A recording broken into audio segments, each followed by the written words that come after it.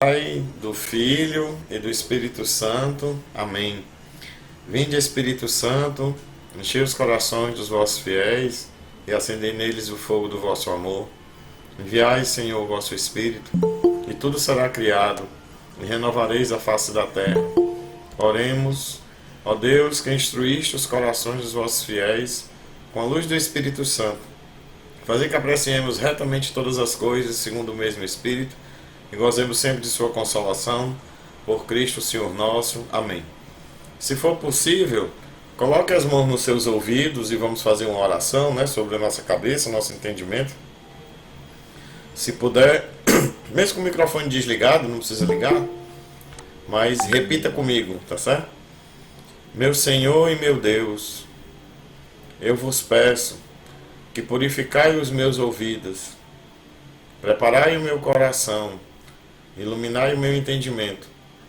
Eu não quero ouvir as palavras de um homem, eu quero ouvir as vossas palavras, porque só tu tens palavras de vida eterna.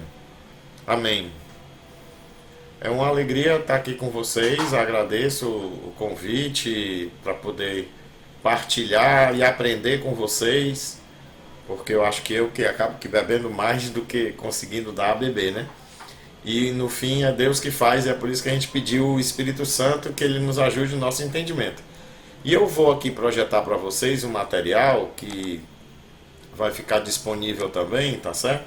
Para vocês poderem consultar a qualquer momento depois. Eu vou subir aqui e aguardar um pouquinho enquanto ele carrega. Só um instante. É isso. Vamos ver se eu subi o correto, né? Tá subindo aí. Eu espero ter subido correto.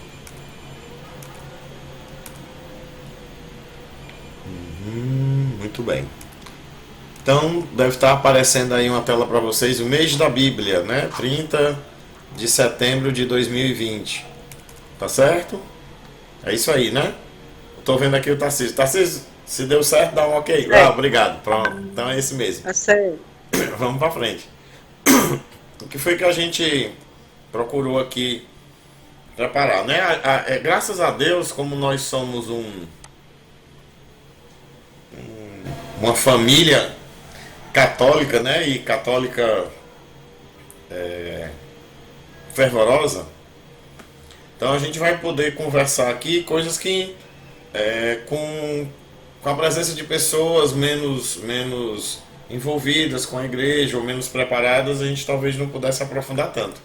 Mas hoje a gente né, já tivemos essa acolhida, invocação do Espírito Santo, pedindo o dom do entendimento. E aí nós vamos pelo mês da Bíblia, e hoje é um dia especial, né? Hoje é o dia de São Jerônimo. De certa forma, o mês da Bíblia é o de setembro por conta de São Jerônimo, né? São Jerônimo foi o que traduziu, a pedido do Papa Damaso, traduziu a Bíblia de grego e hebraico, né, para o latim, que era a língua, digamos assim, popular naquela época, né? E hoje é o dia dele, é um grande santo. No final, no último slide, a gente tem aqui vai ter algumas informações sobre ele, sobre o ícone dele, né? Até por respeito e auxílio, né? Eu passei aqui várias vezes ao longo desses dias pedindo a São Jerônimo que tivesse misericórdia, intercedesse por nós, para não deixar eu estragar nada do que ele fez e ele mesmo vir contribuir aqui. Então a gente separou hoje em dois momentos, tá certo?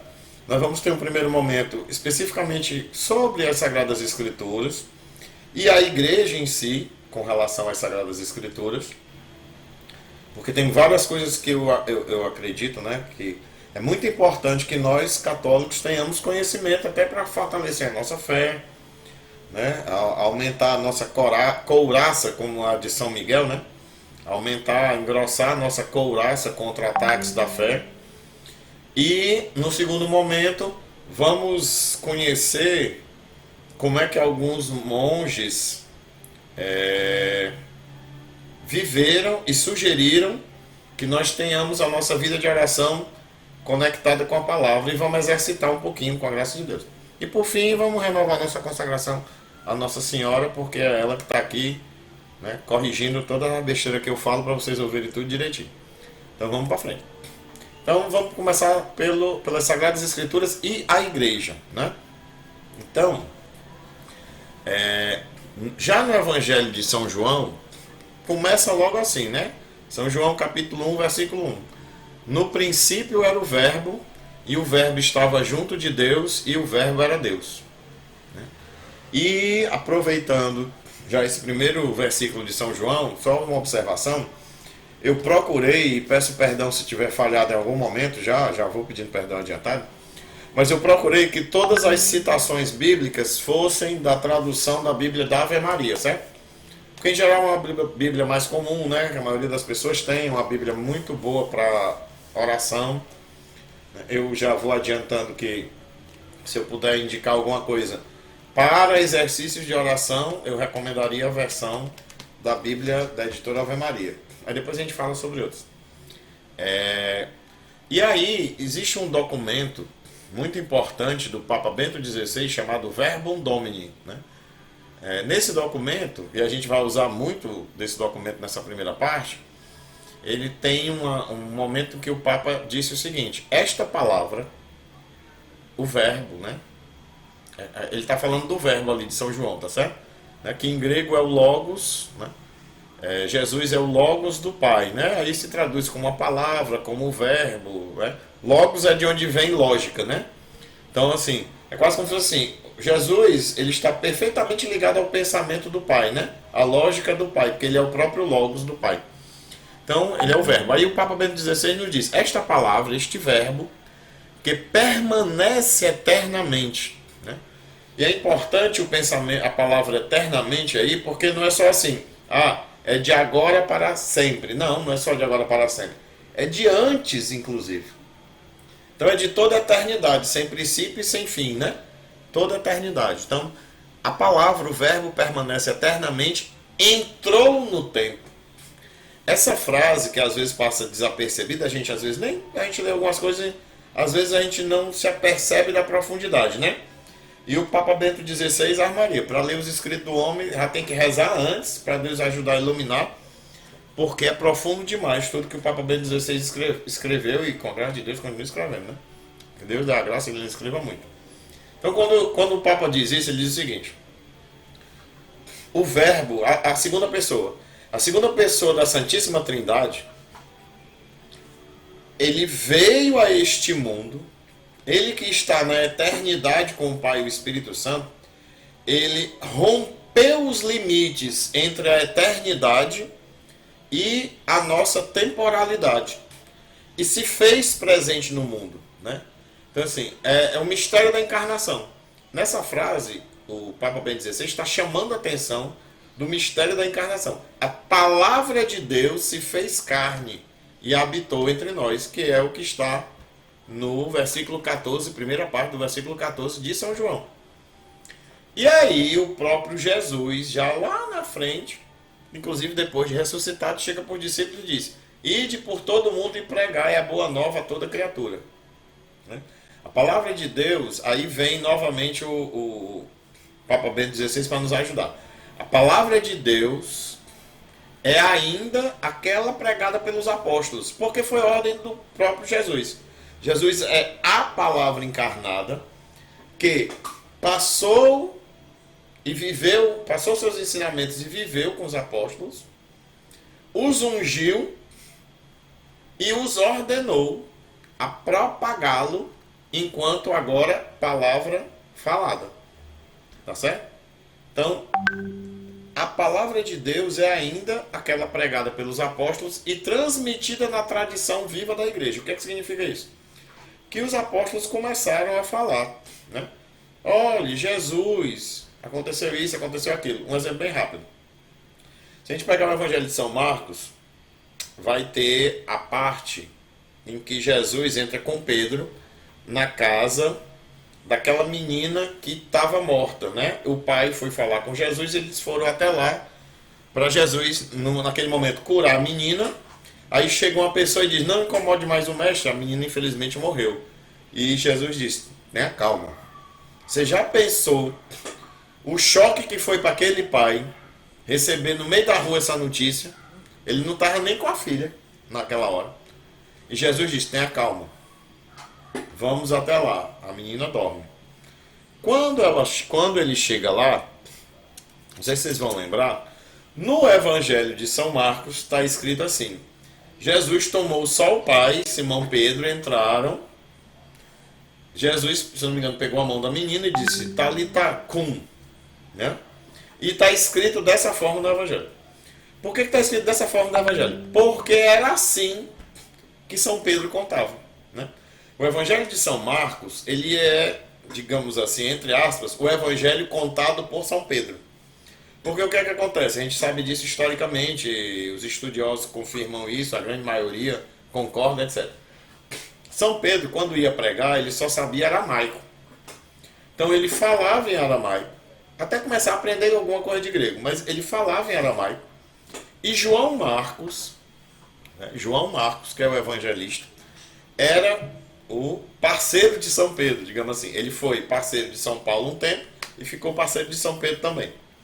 Então, São Pedro contava em aramaico e São Marcos traduzia no grego popular para quem estava ouvindo, né? E aí, a gente percebe, lembra que na passagem, né, Jesus pegou Pedro e levou lá para dentro? Pedro é testemunha ocular. Aquele momento foi tão marcante para São Pedro ver Jesus, que é a palavra, pronunciar uma palavra de vida e a morte sair daquela menina. Aquilo foi tão chocante para São Pedro, que quando São Pedro contava, a maneira que ele contava, e quando chegava na parte da frase de Jesus, que de repente ele, não sei, ele tentava replicar como Jesus falou, ou o impacto que ele teve quando Jesus falou, ele dizia Talita cum, que São Marcos não quis traduzir, manteve e explicou o que era do lado. Tá entendendo? Ou seja, como é que começou, né? Como é que os apóstolos começaram a cumprir essa ordem de Jesus? Pregar o evangelho a todas as criaturas? Falando. Eles iam nos lugares e falavam. Iam nos lugares, conversavam com as pessoas, reuniam as pessoas, a assembleia, ou seja, a assembleia, a igreja, né? Que a igreja quer dizer assembleia, e começava a contar o que ia acontecendo, cumprindo essa ordem de Jesus, né? Então, a igreja, diz o Papa Bento XVI, ela está fundada sobre a palavra de Deus. Ela nasce e vive da palavra. A igreja, ela foi se constituindo, a igreja, porque a igreja são as assembleias, ela foi se constituindo a partir da palavra enquanto verbo eterno que se encarnou, a partir da palavra enquanto ordem recebida por Jesus para ir pregar o evangelho, fundada na palavra, a partir da palavra, enquanto eles falavam aquilo que ouviram e viram do verbo encarnado, e consequentemente vive dela, né? Porque o sentido da igreja é exatamente ir de pregar o evangelho a toda criatura, né? E ministrar aquilo que Jesus mandou ministrar, como o perdão, né? E assim a Eucaristia, assim por diante. Então a transmissão do evangelho, né, foi segundo a ordem do Senhor e fez de duas maneiras: inicialmente falando, oralmente, depois por escrito, né? E isso está no Catecismo da Igreja Católica, no parágrafo 76, né? Então está aqui, quem tiver o Catecismo em casa, né? Você pode depois olhar, eu procurei deixar as referências, tá certo? Dos números, para quem quiser depois olhar o tema como um todo que está nessa parte do Catecismo, rezar com o Catecismo também, etc. Tá certo? Então, com efeito, a primeira geração de cristãos, isso também está no Catecismo, parágrafo 83. E o Catecismo diz a primeira geração de cristãos de uma forma até, a gente podia dizer de eufemismo, né? Até de gentileza. Já vocês vão entender por quê.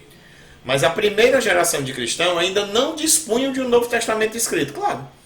E o próprio Novo Testamento atesta o processo da tradição viva da igreja. A gente vai ver umas passagens já sobre isso. Por isso, né? E aí, novamente, no Catecismo está escrito isso, e é uma frase muito marcante do Papa Bento XVI, isso é importante para nós, Nós somos católicos, então a gente precisa escutar muito intensamente, né, muito dentro do coração, isso que o Papa vai dizer agora. A fé cristã não é a religião do livro. O cristianismo é a religião do Verbo encarnado e vivo. Nós não somos a religião de preceitos morais, tá certo? Nós não somos uma religião que existe porque tem um conjunto de regras morais, não é isso. Nós não temos uma religião que existe porque tem a Bíblia, não é isso. É o contrário.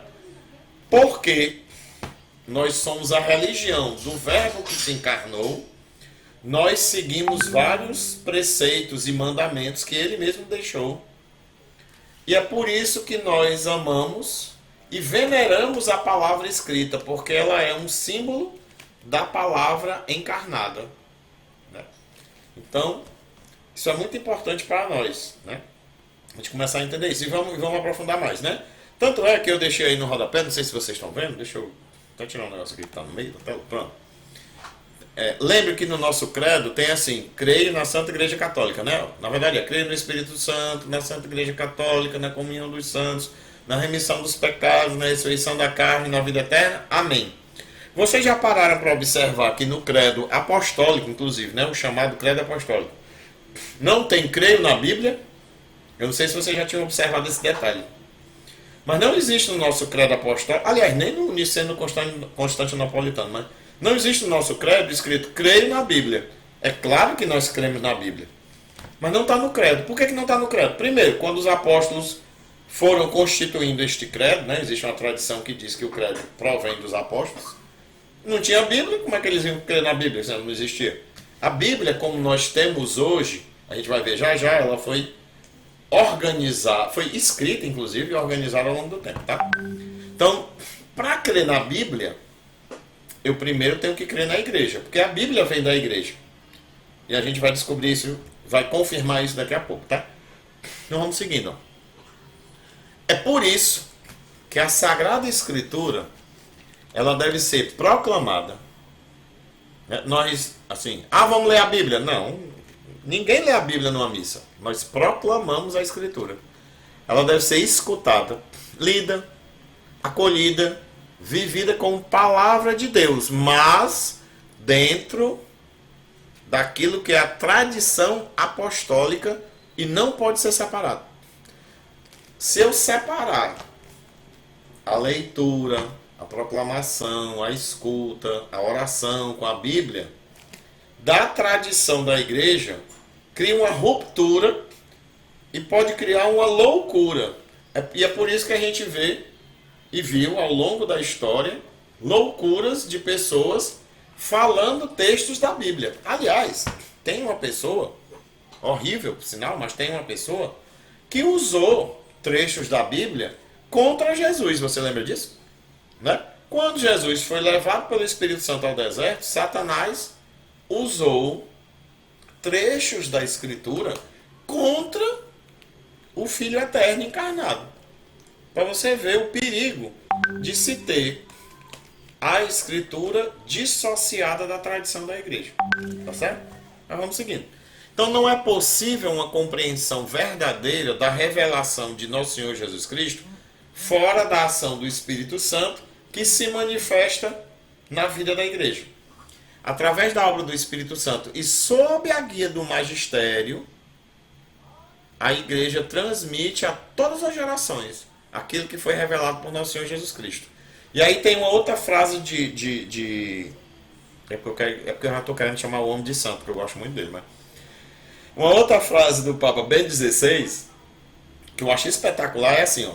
O lugar... Isso aí, obviamente, é por isso que eu digo que esse tipo de bate-papo a gente só pode ter em uma família que já é católica e uma família que já tem, né, amor e profundidade na fé católica, né? Por causa de determinados detalhes, senão ia começar a criar até discussão com pessoas que teriam dificuldade de entender isso. Mas olha só que frase espetacular do Papa Bento XVI. O lugar de origem para se interpretar a Escritura Sagrada é a vida da igreja. Não se deve interpretar individualmente. A gente vai ver inclusive outras recomendações de outros grandes santos. Não se deve interpretar individualmente a Sagrada Escritura. Ela tem que ser interpretada dentro daquilo que a igreja ao longo de 2000 anos veio trazendo, orientando, explicando e guiando. Por quê? Porque partiu dos apóstolos. Como é que eu vou romper com essa origem? Não pode. Se eu for começar a fazer isso, eu vou criar outra igreja. Isso explica porque tem várias outras igrejas. Porque na hora que romperam com os apóstolos, qualquer um interpreta qualquer coisa e aí cria qualquer igreja. Né?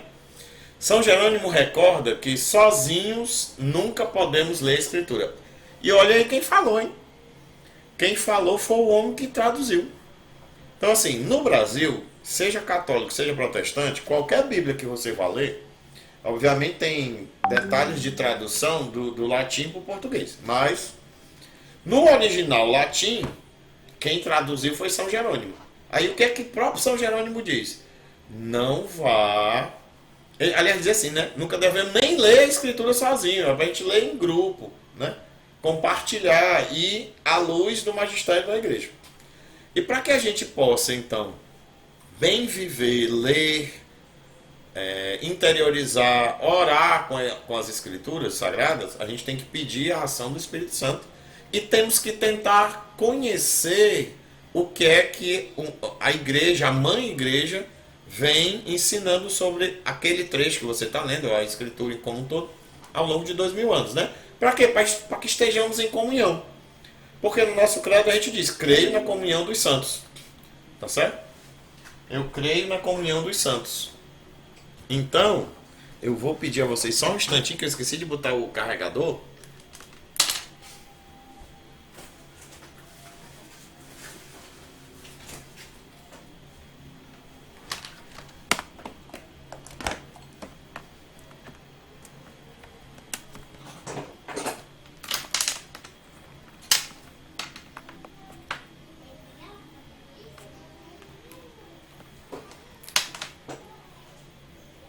Perdoem a minha falha, vamos continuar. Então, a gente precisa estar em comunhão, né? Porque isso é a realidade da nossa igreja. A nossa igreja, ela está em comunhão. As três dimensões, inclusive, né? A triunfante no céu, a militante que somos nós que estamos aqui e a padecente que está no purgatório. Continuando, né?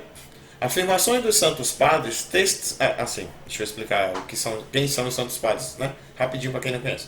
Então, assim, a igreja, ela dá o nome de santos padres, padre com P maiúsculo, aos bispos, aos presbíteros, diáconos, eventualmente até um leigo, né, de vida religiosa, que no princípio da igreja, a partir daquilo que os apóstolos ensinaram, eles foram formando o entendimento da nossa fé, né?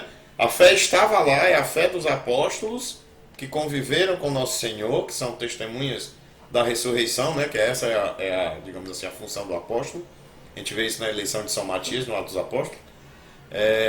E esses discípulos dos apóstolos, digamos assim, eles que foram dando o entendimento da fé, a igreja chama de santos padres, né?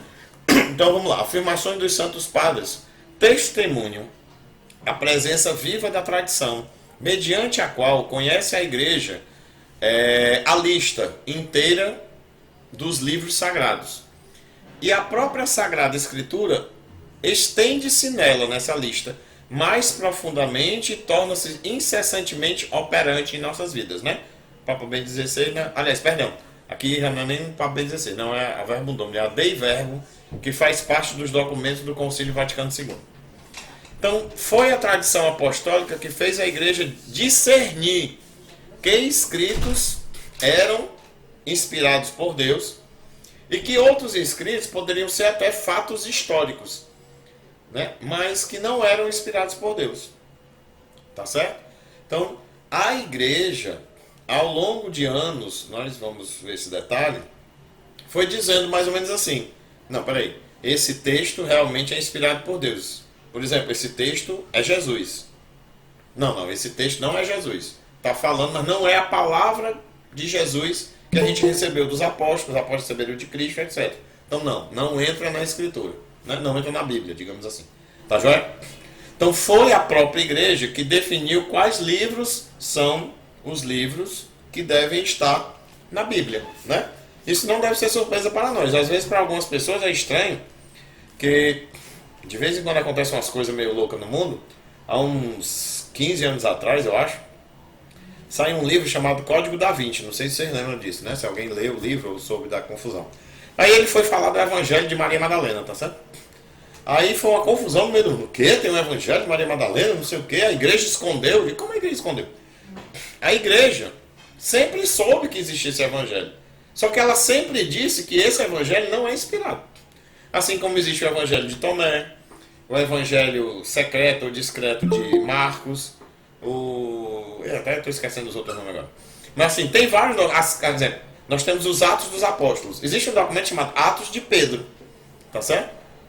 A igreja diz: não, esse texto não é inspirado por Deus. Tira. Aí o pessoal começou a fazer o escândalo. O que é isso? A igreja escolheu o que tinha que ficar na Bíblia. Eu digo: é claro. E havia de ser quem que ia escolher que ia ficar na Bíblia? Assim, era tu que ia escolher o que ia ficar na Bíblia? Quem tinha que escolher era a igreja. A igreja vem de uma tradição apostólica.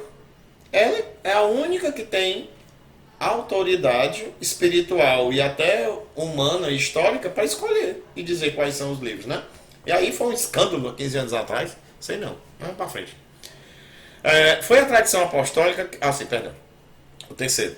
A igreja sempre. Isso é muito importante. A igreja, desde o princípio, sempre refutou, sempre rechaçou uma ideia que apareceu, e que de vez em quando aparece, de rejeitar o Antigo Testamento, né? Com a desculpa: não, tem o novo, não precisa do Antigo. Negativo. A igreja, desde o princípio, ela sempre afirmou que precisa ter os dois, que é uma unidade, né? E existe uma frase muito bonita que tem no nosso catecismo, que é assim, eu acho bonita: o Novo Testamento está escondido no Antigo, e o Antigo é desvendado, é revelado, é plenamente compreendido no Novo Testamento, né? É quase como se fosse assim: a igreja, ela sempre leu o Antigo Testamento à luz da vinda e da encarnação de Cristo. E era isso que explicava o Antigo Testamento, tá certo? E, como a gente comentou, foi a igreja que acabou dizendo: olha, os livros do Antigo Testamento que valem são esses, e do Novo Testamento por isso. E os do Novo Testamento que valem são esses, né? Isso é tão forte, é tão sério. E isso no começo gerou muita... Imagine o seguinte, pessoal. No começo não existia internet, não existia editora, não existia gráfica, não existia máquina de xerox, não tinha nada disso. E os apóstolos iam falando, e os discípulos dos apóstolos iam repetindo, e ia se falando cada vez mais. Aí chegou um tempo que alguém pegou e escreveu uma coisa, escreveu outra, aí alguém resolveu começar a contar a história, né? Como diz São Lucas, né? Prezado Teófilo, vi por bem, depois de um estudo profundo, escrever os fatos que aconteceram entre nós. São Lucas faz uma introdução dizendo que ele resolveu. Aliás, São Lucas ainda diz mais, que tinha outros escrevendo, mas que ele resolveu, como ele era, digamos assim, meio cientista, né? São Lucas, né? Que era médico e tal, etc. Talvez fosse até advogado, assim, daquele tempo, né? Ele resolveu fazer um trabalho de pesquisa e escrever, tá certo? E durante muito tempo ficou essa dúvida: esse livro é inspirado? Aquele texto é inspirado? Essa carta é inspirada? Esse evangelho é inspirado? Né? Ao ponto que um grande santo, que é Santo Agostinho, tem uma frase também que eu acho espetacular. Eu acho muito forte essa frase para nós somos católicos, porque ele diz assim, ó: Santo Agostinho está falando dele, e olha que, sim, quem conhece Santo Agostinho é reconhecido até pelos pagãos como uma das maiores mentes da humanidade, né? e um divisor de água entre o tempo antigo e o tempo da Idade Média. Tá certo? Aí olha o que é que o homem diz. Eu não creria no Evangelho se a isso não me levasse a autoridade da Igreja Católica. Ou seja, chegasse para o grande bispo Agostinho, o grande bispo Agostinho que fez, assim, tem escritos de Santo Agostinho que são reconhecidos mundialmente, tá certo? Aí você chegasse para eles, meu querido bispo Agostinho, o senhor crê no Evangelho? Eu creio. Mas me diga uma coisa, por que o senhor crê no Evangelho? Porque a Igreja Católica está me dizendo que a palavra de Deus é essa. É por isso que eu creio.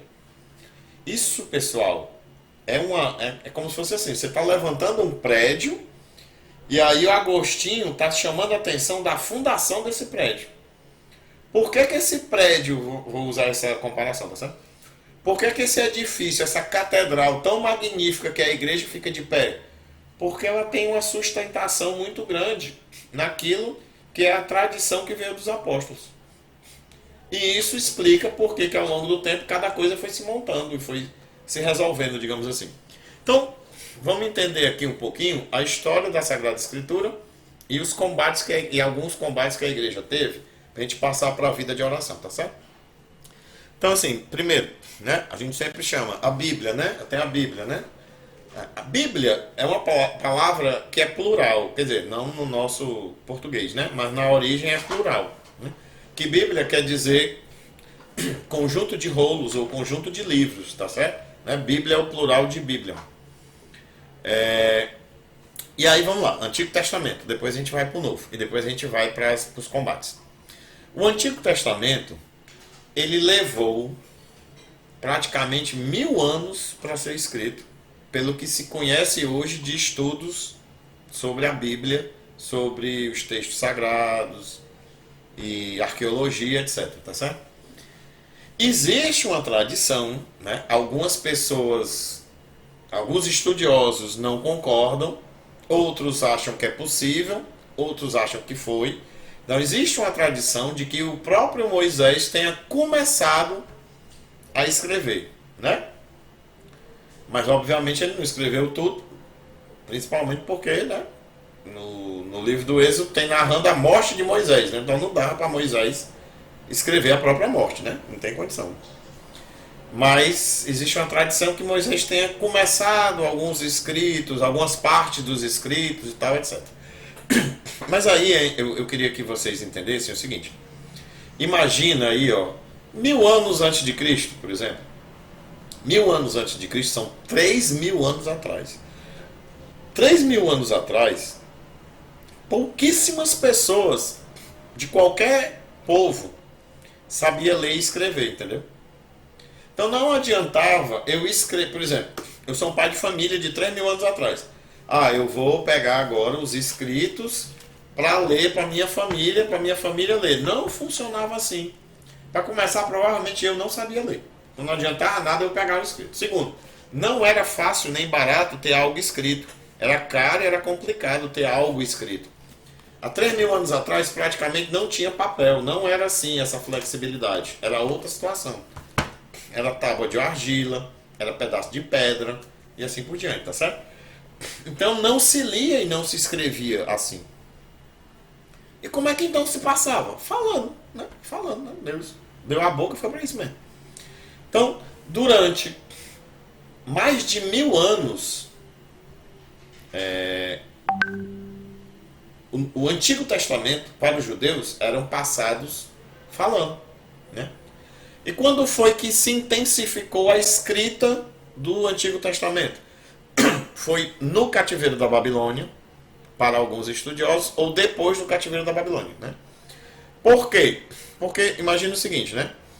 Pense aí num pessoal que morasse, por exemplo, numa cidade, ou numa cidade, né? Numa comunidade, lá no interior, bem aqui no interior do Ceará, bem no interior do Ceará, uma comunidade, né? Longe até da sede do município. Tem lá 10, 20, 30 pessoas, numas casinhas, talvez seja até umas casas assim, de taipa, tá, não sei o que, bem se não sabe ler, não sabe escrever. Aí tu imagina, vamos fazer esse exercício mental. Chega alguém lá e diz assim, pega a pessoa e diz, vem comigo. Aí essa pessoa pega a galera que mora nessa vila, nessa comunidade, e leva para São Paulo. Não é nem para Fortaleza, leva para São Paulo. E as pessoas começam a ver tudo que tem lá, ruas enormes, uma quantidade gigantesca de carro, prédios enormes, uma cidade que parece que não tem fim. É uma outra realidade, assim, é como se eles tivessem entrado em outro mundo. Concorda comigo? O cativeiro da Babilônia fez isso com o povo de Deus. Jerusalém, né, que para eles era a maior cidade que podia ter, não chegava aos pés da Babilônia. Então, na hora que o povo foi tirado de Israel e foi levado para a Babilônia, houve um choque cultural violentíssimo, né? Visual e cultural violentíssimo. O que é que os escribas, né, os sacerdotes e tal, viram e começaram a fazer? Vamos começar a escrever para deixar registrado a nossa história, a nossa fé, e vamos começar a tentar ensinar o povo a ler e tal, etc. Tá certo? Então se intensificou a partir daí, por causa desse fato histórico. Mas antes era só falando. Ou seja, olha só, Abraão viveu em torno de uns 2000 anos antes de Cristo. Então os hebreus viveram 500 anos, no mínimo, sem ter nada escrito. Aí quando Moisés começou a escrever alguma coisa. E tome mais uns 1000 anos para terminar de escrever o que tinha, né? O que tem hoje, né? Aí só para a gente fechar o entendimento do Antigo Testamento, para os judeus, o que a gente chama de Antigo Testamento, eles chamam de, com alguma variaçãozinha, eles chamam de Tanakh, tá certo? O que é a Tanakh? Tanakh é a junção das sílabas dos 3 grupos para os judeus, né? Que é a Torá, a lei, que é o que nós chamamos de Deuteronômio, né? Gênesis, Levítico, Números e Deuteronômio, certo? O Pentateuco, perdão, é o que a gente chama de Pentateuco, né? Gênesis, Levítico, Números e Deuteronômio. O Nevim, que são os profetas, e o Ketuvim, que são os outros escritos, tá certo? Poéticos, históricos, etc. Então, assim, praticamente o nosso Antigo Testamento é muitíssimo parecido com o Antigo Testamento dos judeus. De hoje, né? A tradição dos apóstolos, que foi manifestada no mundo inteiro, pode ser descoberta em toda a igreja, por todos que queiram a verdade, né? Diz Santo Irineu de León. Já eu comento um pouco mais sobre Santo Irineu. Por que Santo Irineu escreveu isso? Porque quando Santo Irineu viveu, existia um ataque enorme à fé da igreja. E uma das coisas que ele pegou para justificar a fé verdadeira é que ela vinha da tradição dos apóstolos, que já estava espalhada em vários lugares, porque Santo Irineu viveu mais ou menos no ano 200 e muito. Né? Então já tinha várias comunidades cristãs. E é a partir da tradição dos apóstolos é que se garantia a verdade. Tá joia? Beleza. Agora a Bíblia para nós, para a gente entender, tá certo? O nosso Antigo Testamento. Para nós utilizamos uma tradução daquela Tanakh lá dos judeus, com mais algumas diferenças, com algumas pequenas diferenças, que se chamou Septuaginta. Aliás, se chama, né? Septuaginta, não sei se vocês já ouviram falar. Que é mais conhecida assim, a tradução dos 70. Mas assim, tem gente às vezes que escuta isso e não sabe qual é a origem. Por que se chama tradução dos 70? Porque é o seguinte, um pouquinho depois do tempo de Alexandre o Grande, Alexandre conquistou o mundo conhecido, né? E foi fundada no Egito uma cidade chamada Alexandria, que era onde tinha a Biblioteca de Alexandria. Não sei se vocês já ouviram essa expressão, né? Qual era a lógica da Biblioteca de Alexandria? O que Alexandre queria com ela? Que o conhecimento do mundo fosse guardado lá. Né? Não vamos entrar em detalhes sobre Alexandre, porque a gente não tem tempo. Mas ele queria que o conhecimento do mundo fosse guardado lá. Como Alexandria era um porto, aliás, era. Como Alexandria é um porto, é como se fosse um porto onde navios praticamente do mundo todo conhecido da época passavam lá. Existia até uma ordem, tipo assim, chegou o navio, o inspetor vai lá e olha se tem algum escrito, né? Porque escrito eram coisas raras. Ah, tem o escrito. Segura o navio, pega o escrito, tem o copista copia aquele escrito, devolve o escrito pro cara e vai para a biblioteca. Então começava-se a crescer a biblioteca também até dessa forma. E aí foi o que aconteceu. Chamaram 72 rabinos judeus que estavam ali na região da Alexandria e no entorno e pediram que eles traduzissem os escritos judaicos, tá certo? Inclusive livros que depois, já a gente vai ver isso, que depois o concílio judeu, digamos assim, não quis ficar na Bíblia deles. Mas naquele tempo lá de Alexandria, os rabinos, né, os mestres da lei, consideravam aqueles livros. E eles traduziram para o grego. Tá certo? Então existe uma versão antiga grega do Antigo Testamento que se chama Septuaginta, que foi traduzida por esses 72 rabinos em Alexandria entre o século III e o século I antes de Cristo. Por que isso é importante para nós católicos? Porque é o seguinte, no tempo de Jesus, os textos da Sagrada Escritura judaica que eram lidos e tal, etc., quando era em grego, eram esses, tá certo? Consequentemente, os apóstolos conheciam, né, de ouvir nas sinagogas os textos, seja em aramaico, mas eram desses livros. E depois, quando eles começaram a pregar, tendo um intérprete, como foi o caso de São Pedro, ou falando direto, como era o caso de São Paulo, eles pregavam dando as referências bíblicas desse texto. Então, a Septuaginta era o que era usado pelos apóstolos, pelos evangelistas, como por exemplo São Marcos, que não era apóstolo, e pelos padres apostólicos, que são aqueles santos padres que eu falei, tá certo? Padres apostólicos são os padres que vieram são os bispos que os apóstolos ungiram, e os bispos que foram depois, logo em seguida, ungidos por esses bispos. Né? A gente chama de padres apostólicos e padres subapostólicos. O subapostólico, deixa eu explicar. Padre apóstolo, São Pedro. São João. São João ungiu um bispo na cidade de Esmirna chamada Policarpo. Né? São Policarpo de Esmirna. E São Policarpo depois, por exemplo, ungiu Santo Irineu de León. Então, apóstolo São João, padre apostólico São Policarpo, padre subapostólico Santo Irineu. Tá certo? Então, essa é a lógica, só para a gente entender. E aí, existe uma coisa importante para a gente, assim, mas era esse mesmo texto que os apóstolos usavam? Era, sabe por quê? Porque se você for pegar os evangelhos, né, e o Antigo Testamento, de 350 citações ao Antigo Testamento, no Novo Testamento, né, nos evangelhos, pelo menos 300 vem direto da versão grega. Por exemplo, a palavra virgem. Faz uma explicação bem rapidinha aqui.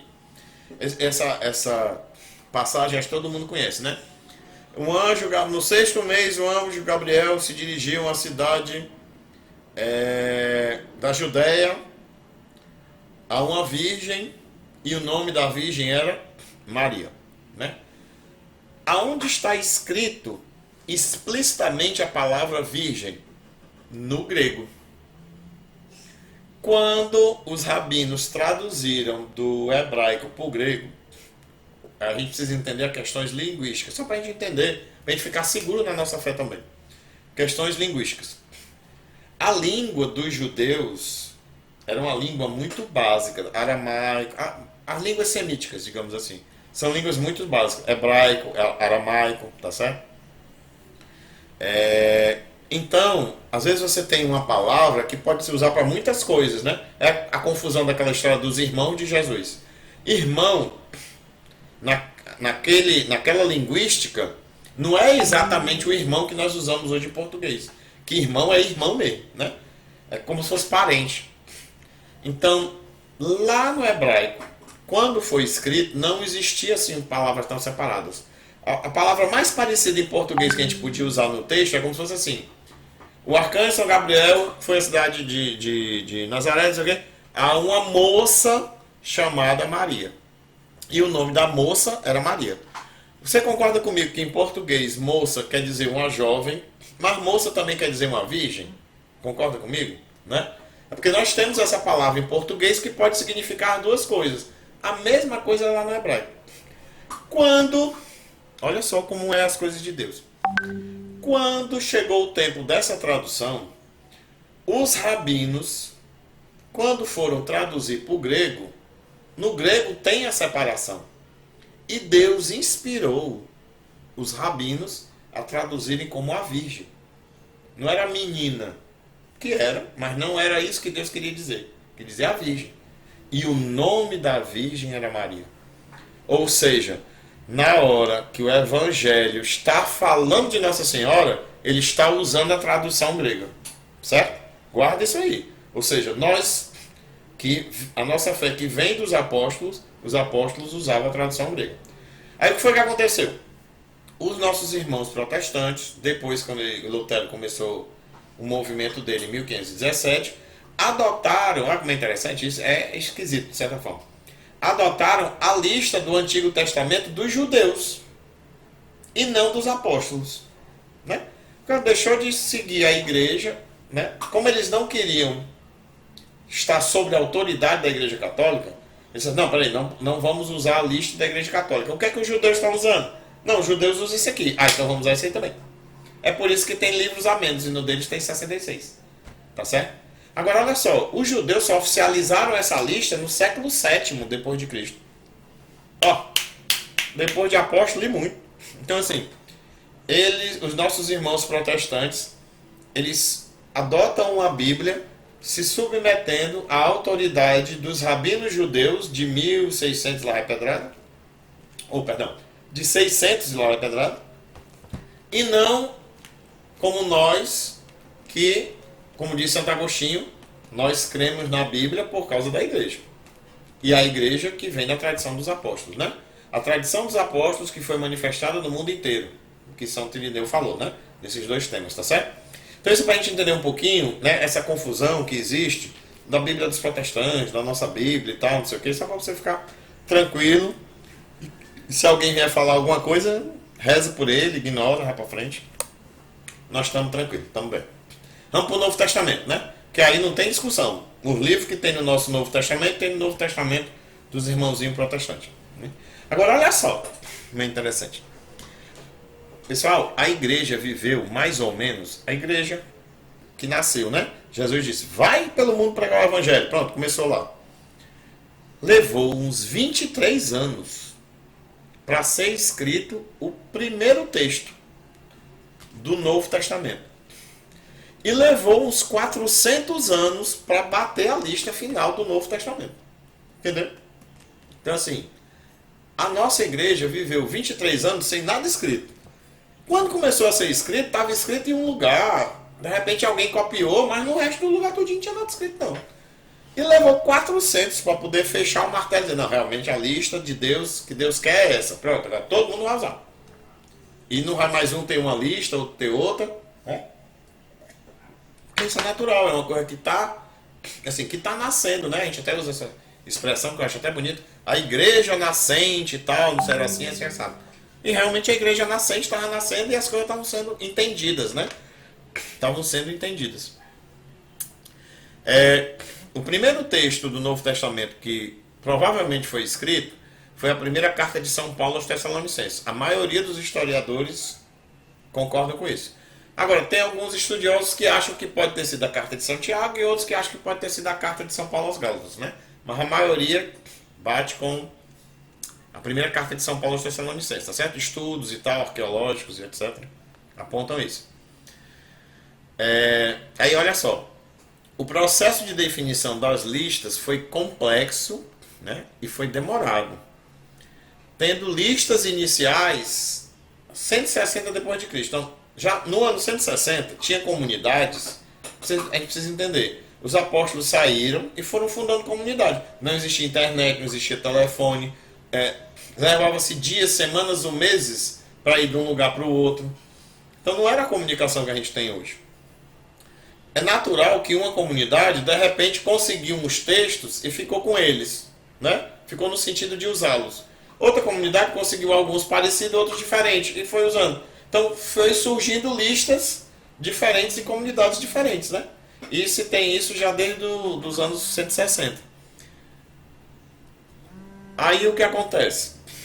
De qualquer forma, lá no século V, a igreja definiu qual era a lista, e são os 27 que nós usamos hoje, e nossos irmãos usam também. Tá joia? Só um último detalhe, só para a gente fechar essa parte, né? Então eles adotam o antigo, vamos chamar assim, né? Que não faz sentido, mas o Antigo Testamento dos judeus, né? E o Novo Testamento da Igreja Católica, digamos assim. Que não teve como romper, né? Mas, dentre as coisas que foram definidas na ação protestante, não sei se vocês sabem, né? Mas tem uns conceitos que eles chamam de somente, né? Somente a Escritura, somente a fé, somente a graça e por aí vai. Então, existe esse princípio do somente a Escritura. É por isso que nossos irmãos protestantes chegam e dizem assim: me diga onde está na Bíblia. Isso está na Bíblia? Isso está na Bíblia? Né? Por que eles dizem isso, né? A maioria nem sabe por que diz, fica só repetindo, mas por que se diz isso, né? Porque existe um princípio chamado somente a Escritura. O que é que esse princípio basicamente diz? A referência única é o que está na Bíblia. Se não tiver na Bíblia, não vale. Mas isso não faz sentido. Por que isso não faz sentido? Primeiro porque a gente viu que a igreja levou centenas de anos, de certa forma, sem ter uma Bíblia completamente definida. Tinha o Antigo Testamento, mas tinha o Novo. Então, e aí? Como é que fazia? E outra, né? A própria Bíblia diz, de certa forma, diz esse raciocínio. Por exemplo, tem vários, mas por exemplo, aí no Evangelho de São João, capítulo 20, versículo 30. Fez Jesus na presença dos seus discípulos, ainda muitos, não foi um ou outro, não, muitos outros milagres, que não estão escritos nesse livro. Que livro? O Evangelho de São João. São João, que escreveu, está dizendo que não escreveu tudo. E agora? Como é que só vale o que está na Bíblia? Se tem coisa que não foi escrita, mas ficou sendo falada, né? Tem uma passagem que eu acho espetacular, que é assim, eu nem tenho aqui, mas eu acho, eu inclusive nem brinco com os nossos irmãos protestantes, não, mas sempre quando alguém diz, cadê na Bíblia? Eu me lembro dessa passagem.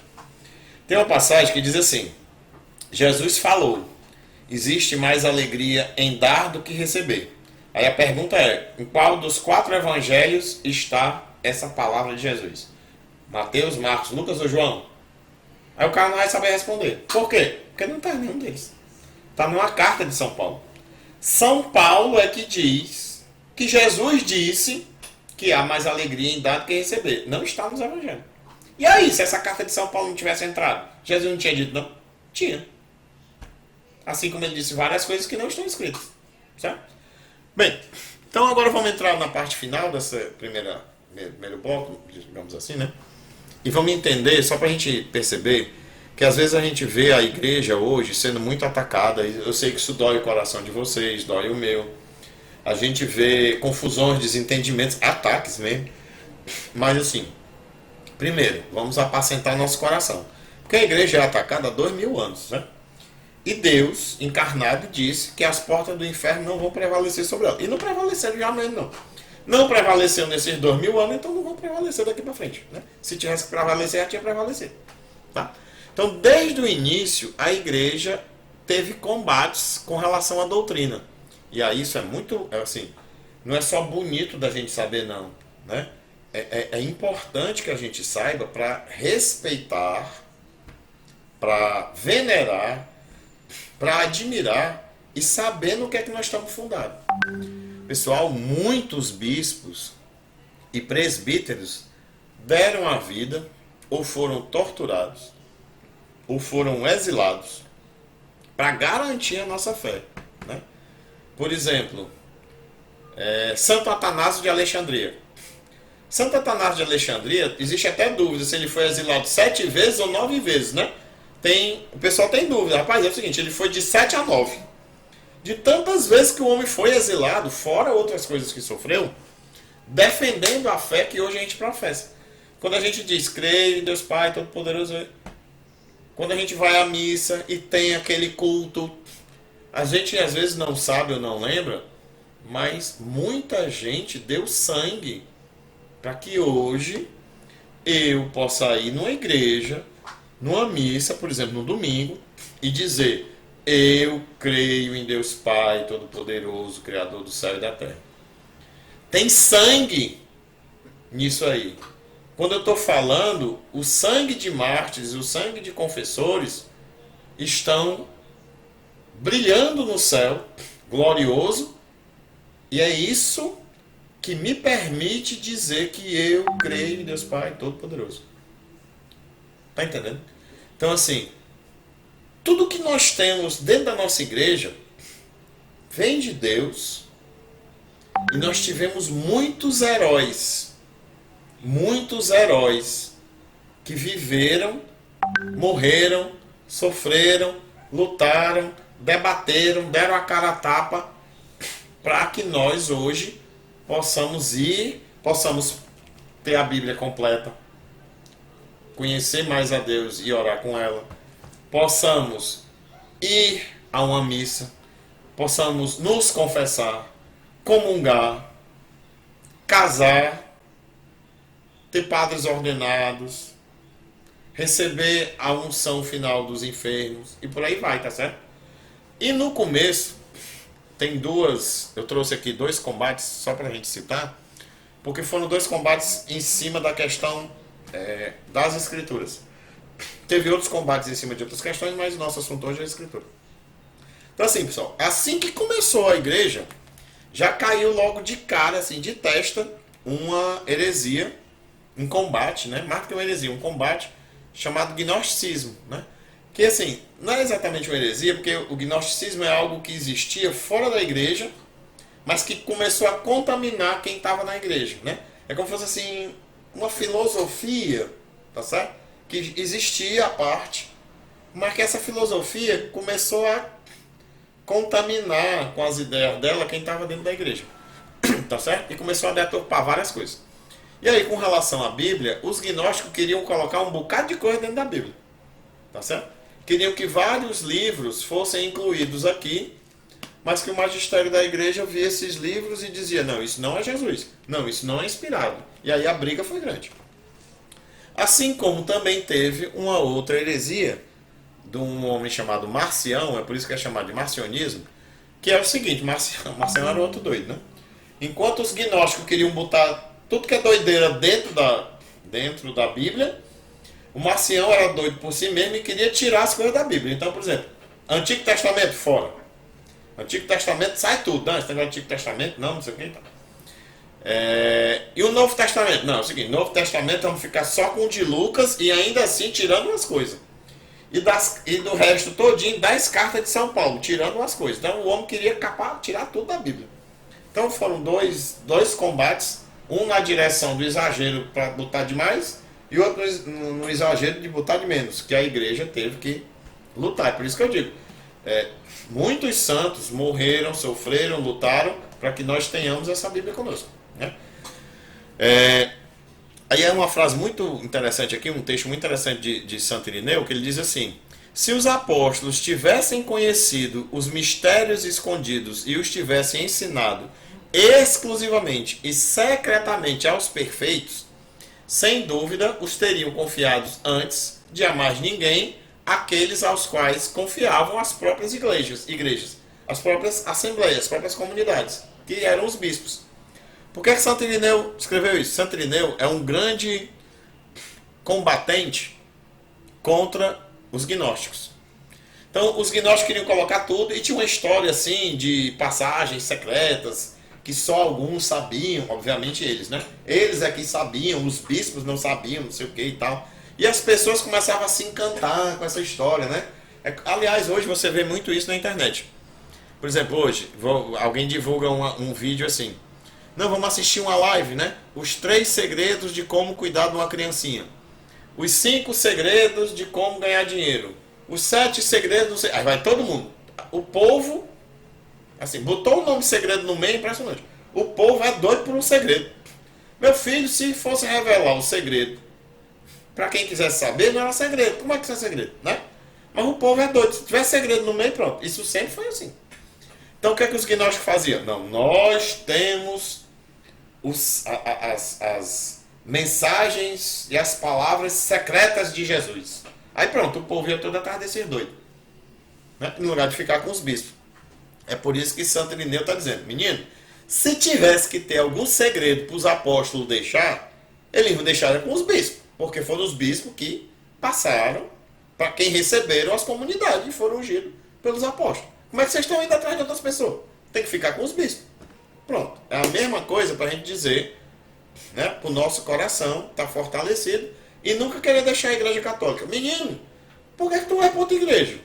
Se a igreja que tem a sucessão apostólica é a igreja católica, por que a gente vai fazer outra igreja? Se essa é a igreja apostólica, nós temos que ficar aqui.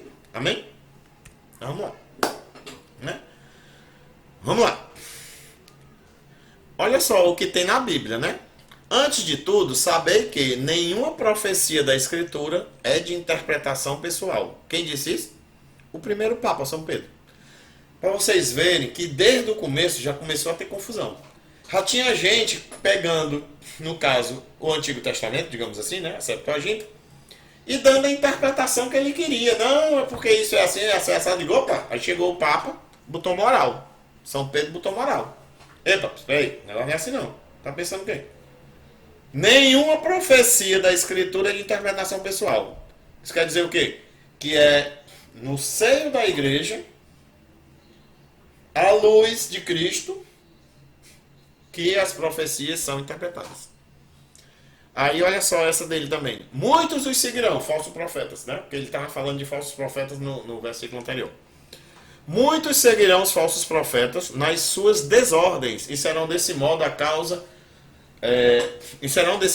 do caminho da verdade a ser caluniado. Ou seja, muita gente vai se perder seguindo esses falsos pastores, digamos assim, tá certo? Esses falsos pregadores. Olha só, do tempo de São Pedro dizendo isso. Aí olha o que São João diz. Fez Jesus na presença de seu discípulo, né? Outros milagres, que era aquele que estava antes, e olha mais o que ele fala. Eis que já há muitos anticristos, né? Ele está vindo no texto dizendo assim, ouvimos dizer que virá o anticristo. Pois eu vos digo, eis que já há muitos anticristos. Por isso conhecemos que é a última hora. Eles saíram de dentro de nós, mas não eram dos nossos. Porque se eles fossem dos nossos, ficariam certamente conosco. Mas isso se dá para que se conheça que nem todos são dos nossos. Ou seja, lembra que eu falei daquela história dos gnósticos? Rapaz, não, a gente é que tem um segredo, a gente é que sabe, ele não sabe e tal. Começavam a tirar a gente da igreja. Isso já no tempo dos apóstolos ainda. E São João escreveu, cuidado, não vá atrás desses não. E São Pedro escreveu também, né? Então, encerrando essa nossa parte, vamos fazer aqui uma oração rapidamente, né, do dia de hoje, inclusive, né, pedindo a intercessão de São Jerônimo para nós e para aqueles que nós amamos e aqueles que nos é dado acompanhar de alguma forma, né. Ó Deus, que destes ao presbítero São Jerônimo profundo amor pela Sagrada Escritura, concedei ao vosso povo alimentar-se cada vez mais da vossa palavra e nela encontrar a fonte da vida. Por nosso Senhor Jesus Cristo, vosso Filho, na unidade do Espírito Santo. Amém. E agora vamos para a parte final, que é a mais importante. Essa primeira foi para a gente se fortalecer de certa forma, mas se fortalecer de certa forma mentalmente, né? Mas agora vamos nos fortalecer espiritualmente, tá certo? Então vamos ver aqui a Bíblia e nossa vida de oração. Primeiro a gente precisa entender os sentidos na leitura da Sagrada Escritura.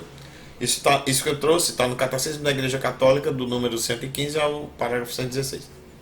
E a gente tem número 116. Então, existe toda vida, deixa eu fazer uma observação. Toda vida que a gente lembrar, ou a gente vai com o tempo se acostumando cada vez mais, que eu tiver a Escritura para ler ou proclamar, ela possui sempre, primeiro, um sentido literal, ou seja, o significado daquelas palavras que estão lá, que podem ser palavras históricas, podem ser palavras morais, podem ser palavras poéticas, mas as palavras têm, obviamente, dentro do contexto do tempo que existiu, né? Então, por exemplo, aqui embaixo eu botei um trecho, né? Ó, o Senhor disse a Abraão, deixa a tua terra, a tua família e a casa de teu pai e vai para a terra que eu te mostrar. Gênesis capítulo 12, versículo 1. Muito bem. Qual é o sentido literal? O sentido literal é que Abraão recebeu uma inspiração divina, saiu da família dele, da terra dele, pegou o que tinha, quem tinha e foi-se embora e foi para o canto que demorou. Isso é literal mesmo, foi isso aí. Ok, beleza. Agora vamos para o outro sentido, que é o sentido espiritual. Só que esse sentido espiritual ele se quebra em 3 partes. No sentido espiritual é assim. Existe o sentido espiritual chamado de alegórico, né? O alegórico é o comparativo, digamos assim. A gente faz uma comparação do que estamos lendo. Lembra que tem aquela frase bonita, né? O Antigo Testamento, né, ele se revela no Novo Testamento, né? Então vamos ver isso agora. Podemos adquirir uma compreensão mais profunda dos acontecimentos reconhecendo o significado em Cristo. Por exemplo, aqui é do Catecismo. Por exemplo, a travessia do Mar Vermelho é um sinal da vitória de Cristo e também do batismo. Então vamos lá. O Senhor disse a Abraão: deixa a tua terra, a tua família e a casa do teu pai e vai para a terra que eu te mostrar. Sentido espiritual em Cristo. Cristo, o Filho, estava com o Pai na eternidade. Ele, por amor ao Pai e por amor a nós, sai da casa, né, digamos assim, eterna do Pai, se encarna neste mundo que é a terra que o Pai mostrou. E veio aqui ter aquele grande povo que nem se pode contar, como não se conta as estrelas do céu nem as areias da terra. Tá certo? Então, vê em Cristo. E a igreja sempre fez isso, viu? Desde o começo a igreja sempre fez isso. Olhou para os trechos da Escritura e interpretava à luz de Cristo. Por exemplo, que a gente está acostumado na Semana Santa, né? O servo sofredor. Ah, o meu servo que sofreu tanto, vou resumir, né? Sofreu tanto que nem era mais reconhecido como ser humano, de tanto que estava desfigurado. E ele foi vitorioso. Você pega um texto desse, sem Cristo, é um texto louco. Porque ele descreve um ser humano totalmente destroçado e diz que ele é vitorioso. Isso não faz o menor sentido. Aonde é que isso faz sentido? À luz de Cristo. Porque Cristo, na sua paixão, tem o corpo e a alma destroçados, mas ele é vitorioso. Porque ele é ressuscitado. Né? Então esse é o sentido da alegórica, tá certo? Assim, desculpa, eu acabei entrando em outro exemplo só para tentar ajudar a entender. Vamos para o próximo, né? Sentido espiritual moral. Os acontecimentos relatados na Escritura devem conduzir o Alex a um justo agir. Então vamos lá. Deixa a terra do teu pai, tua mãe, a casa do teu pai. Tua mãe. Deixa a tua terra, tua família, a casa do teu pai e vai para a terra que eu te mostrar. Muito bem. Então, peraí. Sentido moral. Eu tenho que obedecer os mandamentos de Deus. Eu vou amar a Deus sobre todas as coisas, não vou jurar que o seu santo nome em vão, né? Vou honrar pai e mãe, não vou matar, não vou roubar, não vou deixar a mulher alheia, etc, etc, etc, etc. Então, o sentido moral que eu estou tirando daí é que, assim como Abraão no caso, né? Porque aí ainda era Abraão. Assim como Abraão obedeceu o mandamento de Deus, eu devo obedecer os mandamentos de Deus da Santa Igreja. Pronto. Vamos para frente. Existe um outro chamado sentido espiritual anagógico, tá certo? Anagógico? Tá escrito, tá? Tinha esquecido de botar. Então vamos seguir. Podemos ver realidades e acontecimentos em seu significado eterno, celeste, conduzindo-nos, né? Que vem do grego anagogé, quase que não sai. Sai do grego anagogé.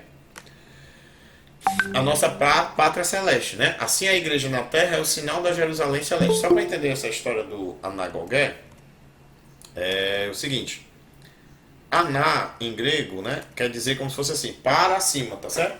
E gogé é guiar, né? Então anagogé é guiar para cima, né? Então que sentido é esse, né? É sentido daquele, né? Buscai as coisas do alto, né? Então é esse o sentido, tá certo? Quando eu estou lendo a Bíblia, eu também vou procurar esse sentido espiritual, que é o sentido que me leva ao céu. Então vamos ver aqui nessa passagem. Deixa a tua terra, a tua família, a casa do teu pai e vai para a terra que eu te mostrar. Muito bem. Sentido que nos leva ao céu. Eu, não por merecimento, mas por misericórdia, sou chamado a viver na pátria celeste. Então Deus me chama a buscá-lo, a amá-lo acima de todas as coisas, a servi-lo para procurar estar com ele nesta terra, mas no sentido de, na plenitude do meu tempo, quando chegar a minha hora, eu poder estar eternamente com ele nos céus. Né?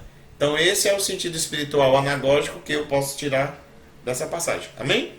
Então assim, a gente tem, né, o sentido literal, que é o literal, né? E o espiritual em 3 aspectos, né? O de comparação à luz de Cristo, o moral, para que eu regule minha vida, e o que me leva e aponta sempre para o céu.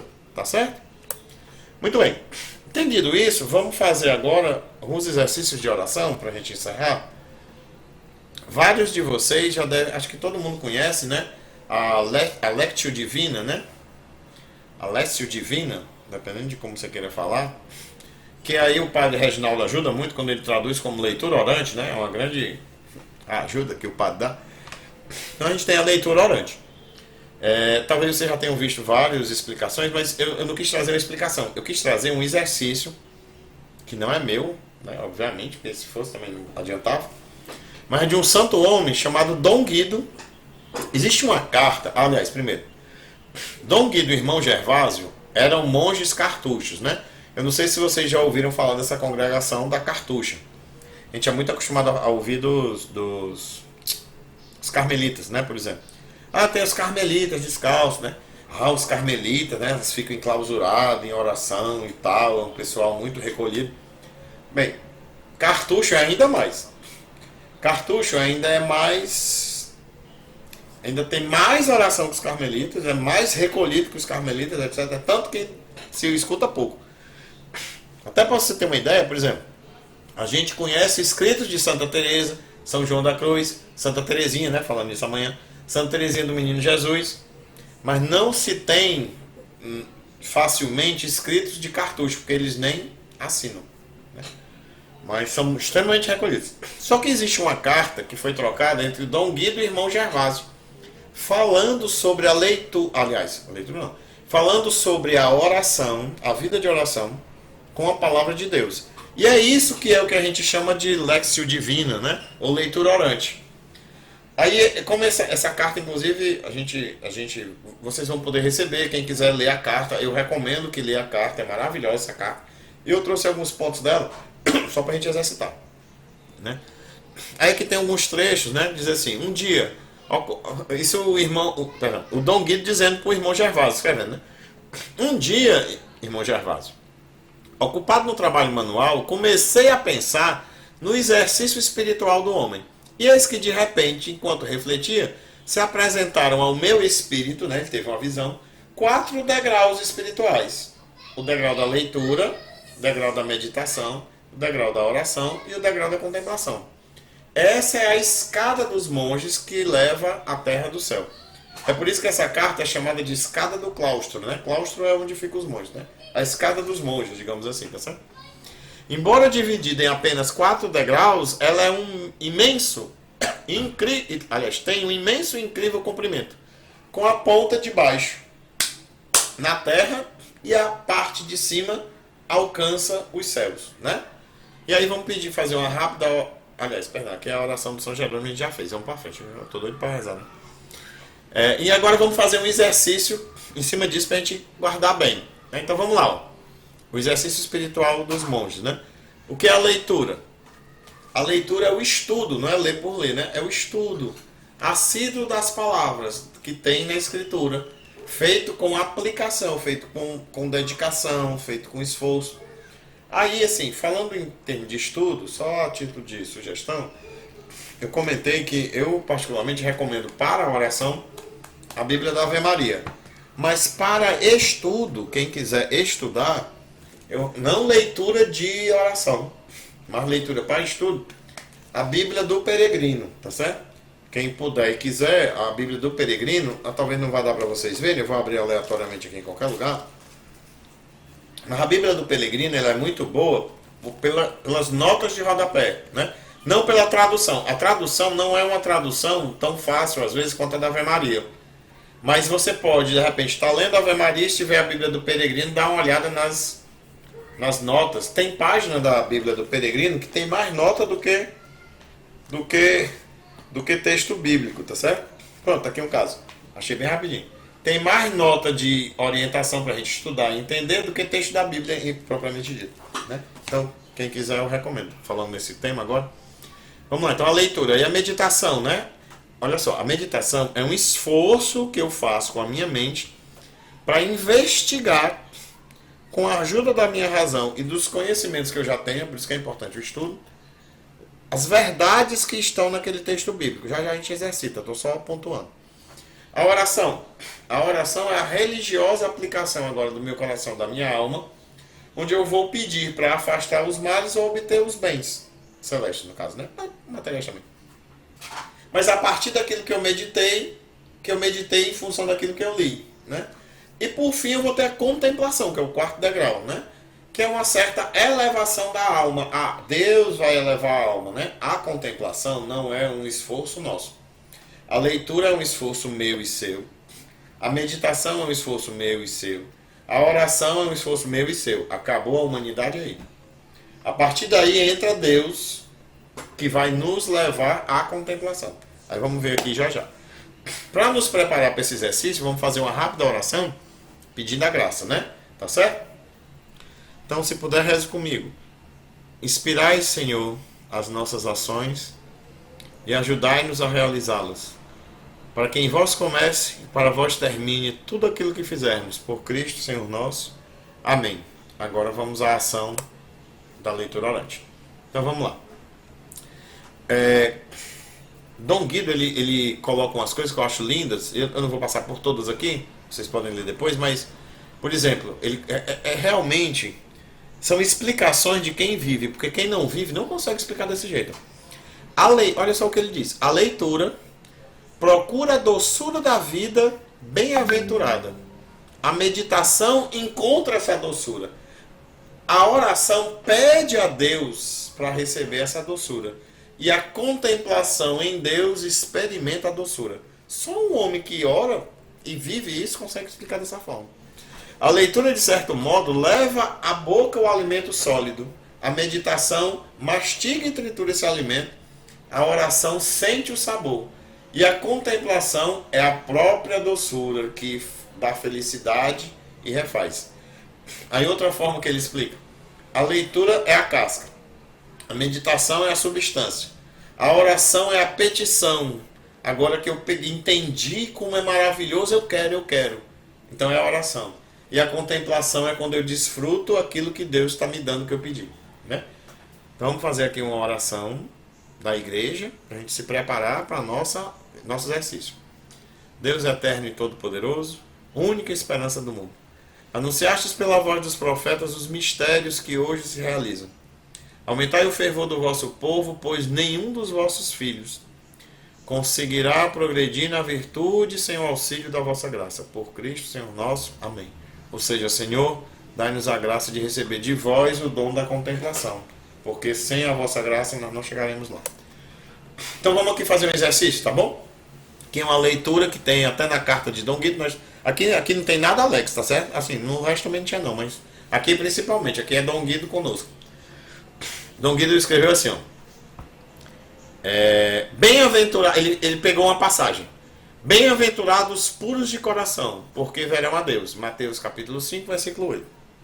Aí ele lê, aí vê o seguinte, ó. A alma, depois de examinar com cuidado, né, bem-aventurados os puros, porque verão a Deus. Aí a alma diz a si mesma: pode haver aqui, nessa leitura, algum bem. Voltarei ao meu coração e tentarei, se possível, entender e encontrar esta pureza, né? Porque ser puro já mostrou que traz um grande bem. Pois é preciosa e desejável tal coisa, ter pureza de coração, cujos possuidores da pureza de coração são ditos bem-aventurados pelo próprio Jesus.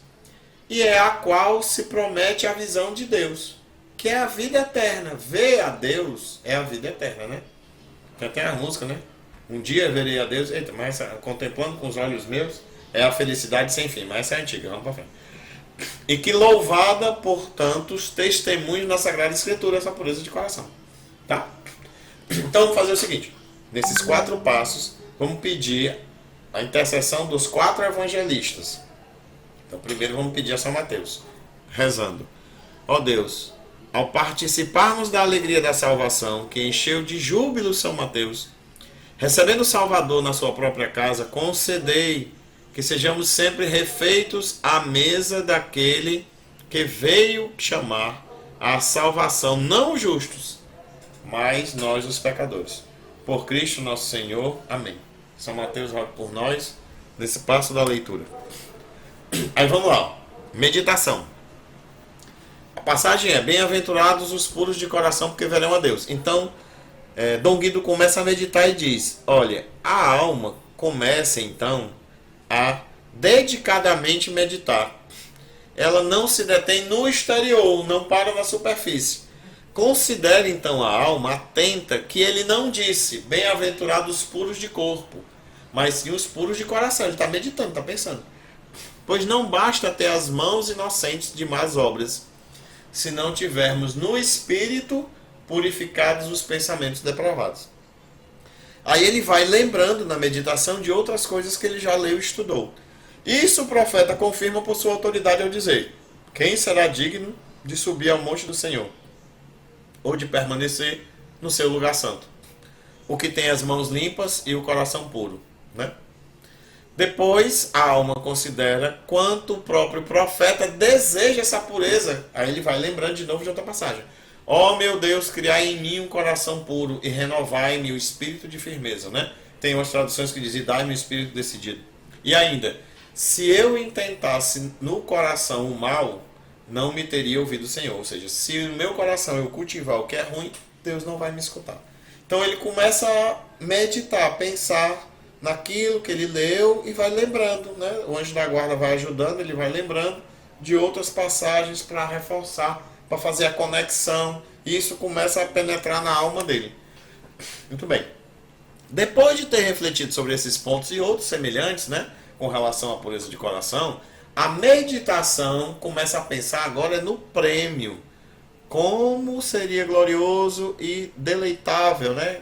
Delicioso ver a face do nosso Deus, mais belo do que todos os homens. Lembrou de outro salmo.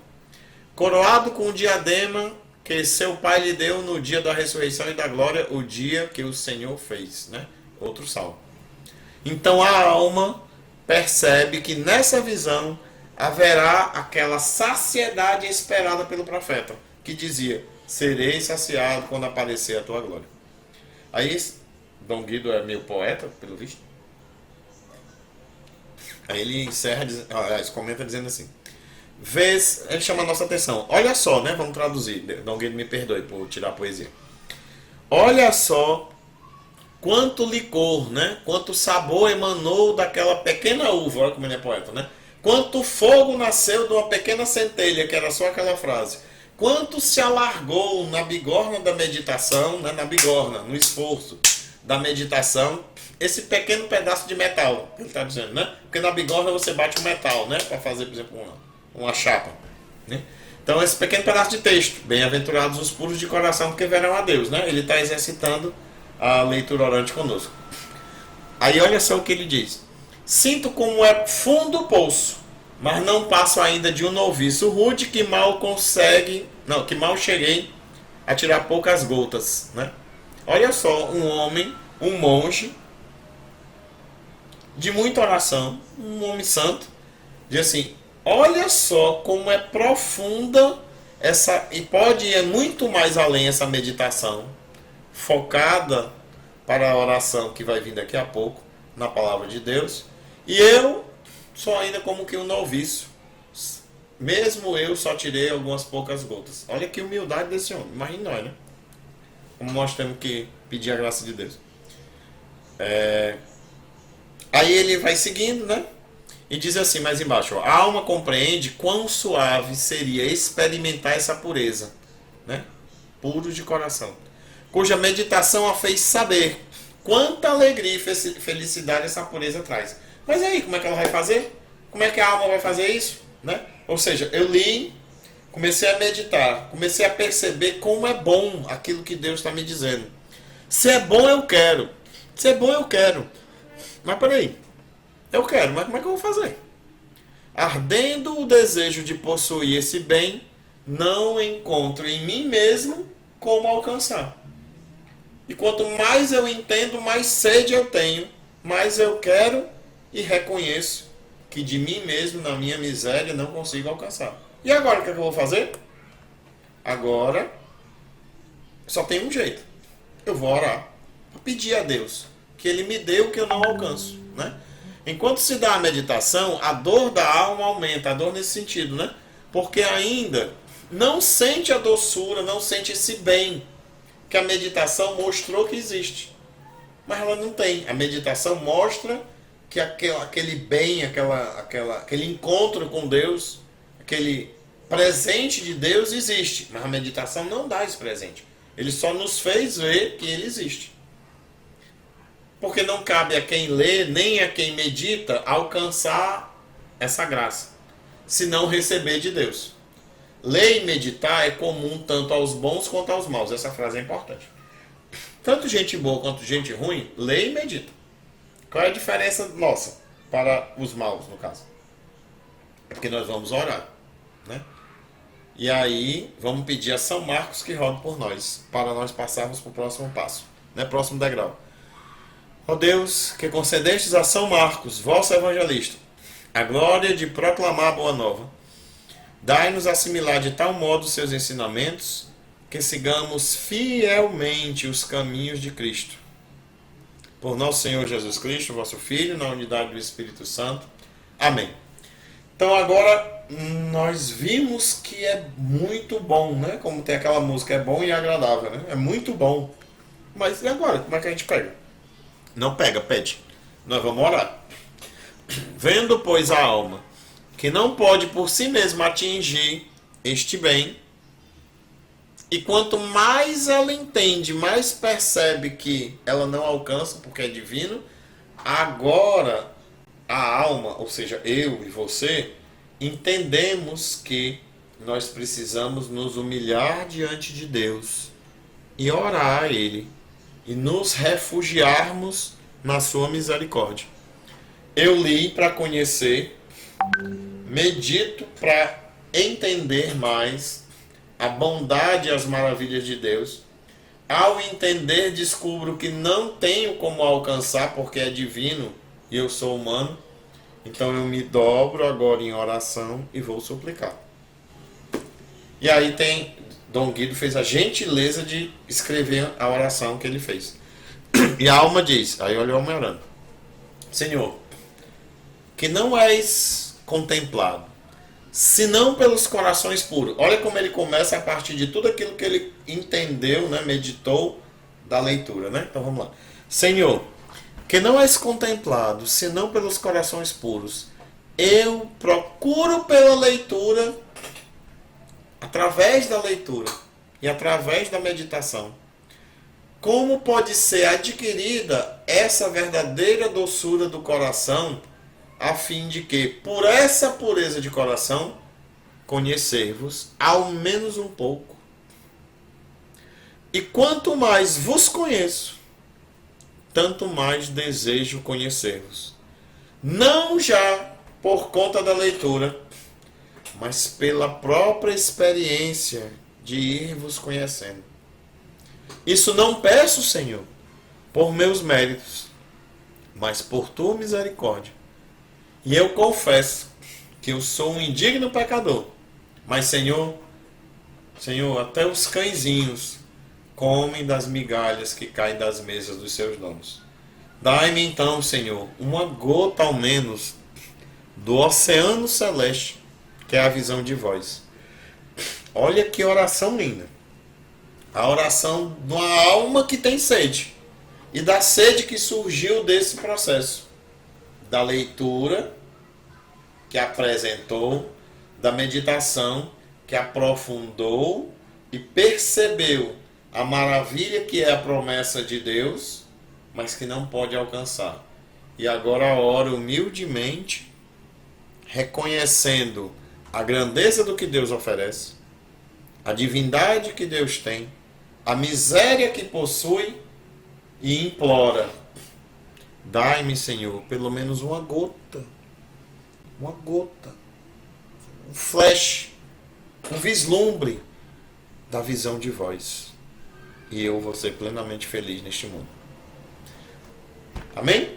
Essa parte da oração, calma que terminou ainda não, nós estamos no terceiro degrau. Porque a gente fez pedir, né? Tem que receber, nós pedimos. Agora vamos pegar a intercessão de São Lucas, né? Agora. Ó Deus, que escolheste São Lucas para revelar em suas palavras e escritos o mistério do vosso amor para com os pobres, concedei aos que já se gloriam do vosso nome perseverar num só coração e numa só alma, e a todos os povos do mundo ver a vossa salvação. Por nosso Senhor Jesus Cristo, vosso Filho, na unidade do Espírito Santo. Então nós lemos com Dom Guido, meditamos com Dom Guido e suplicamos com Dom Guido. Agora, vamos, assim, a contemplação, obviamente, é de cada um, né? Porque a contemplação é um encontro de Deus que se dá com cada um. Mas vamos ver o que Dom Guido fala sobre a contemplação que ele tem. Com essas e outras palavras, a alma inflama o seu desejo, mostra assim o que nela se faz por invocações a seu esposo, né? Seu divino esposo, né? Está falando, explicando essa transição da oração para a contemplação. E o Senhor, olha só como é lindo. E o Senhor, cujos olhos são fixos nos justos e cujos olhos estão não só atentos às suas preces, mas presente nelas, não espera a prece acabar. Olha como é bonito. Deus tem pressa. Se você acha que você, né, se eu acho que eu tenho pressa de me encontrar com Deus, Deus tem muito mais pressa, porque Ele me ama muito mais do que eu amo a Ele, né? Quem me dera, eu peço todo dia a graça de amar a Deus como Ele merece, né? Receber menos uma gota dessa graça. Amar a Deus como Ele merece, né? E mesmo assim seria muito menos do que Ele me ama. Então Deus tem pressa, né? Como diz Santo Agostinho, né? Agostinho tem uma frase que é a seguinte: estavas comigo, mas não eu contigo, né? Numa oração, né? Que ele faz a Deus, né?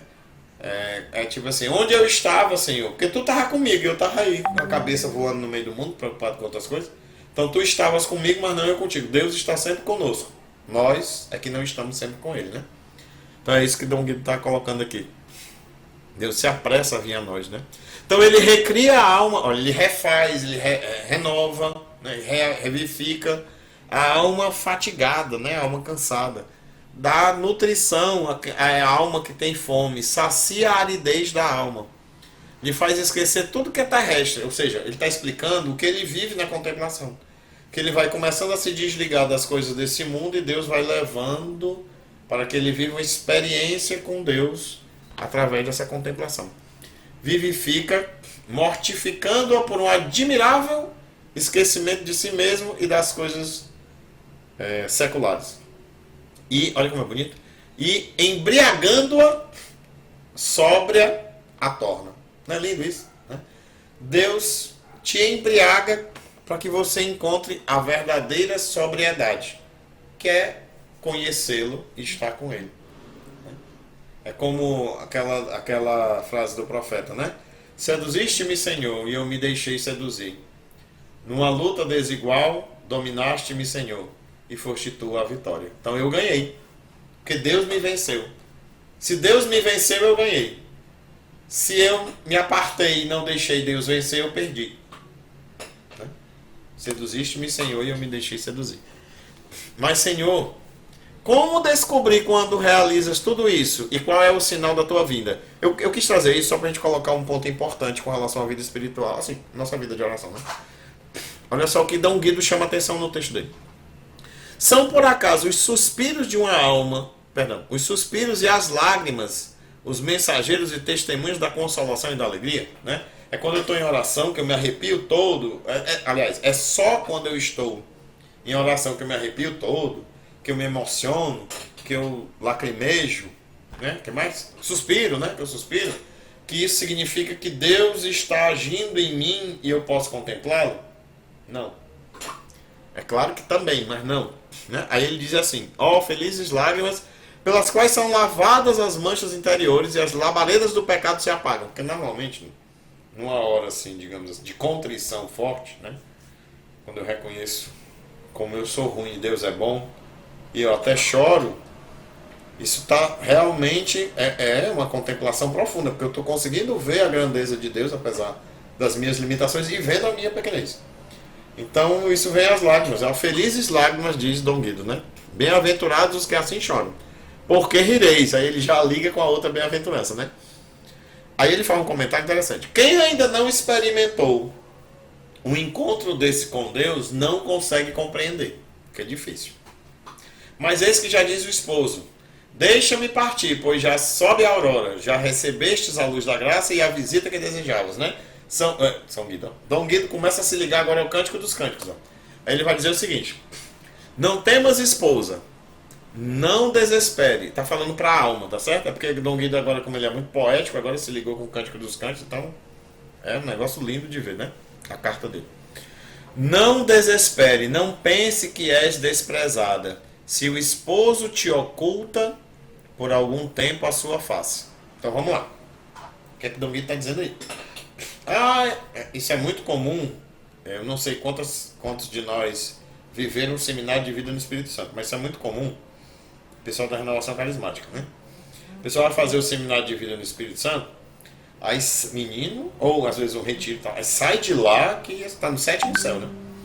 E aí ora em línguas e profetiza e tem visão e cura gente, etc e tal. Então, e tem arroubos místicos e chora e tal, e é todo o sentimento de amor e de bondade e de emoção, e um dia para. Não sei se vocês conhecem alguém assim, ou se já viveram uma experiência dessa. Isso é comum para todo mundo, tá? E um dia para. Aí começa: ixi, eu tô na aridez, não sinto nada, não escuto nada, não vejo nada, não me arrepio, não choro mais, não sei o quê. Né? Assim, ih, acabou tudo, Deus se esqueceu de mim, ou não sei, eu me bloqueei para Deus, não sei o que. Calma, nada a ver. Aproveitar isso aqui, Dom Guido, para explicar, né? Para a gente entender. O que acontece é o seguinte: seduziste-me, Senhor, né? A alma, quando procura a Deus, Deus vai ao encontro dela, até porque ele já está lá mesmo, não? Vai ao encontro dela. E há essa experiência. Feliz de quem teve essa experiência. Porém, Deus não quer. É mais do que não querer. Deus não vai fazer você crescer no amor se tudo que você fizer for porque você está se sentindo bem.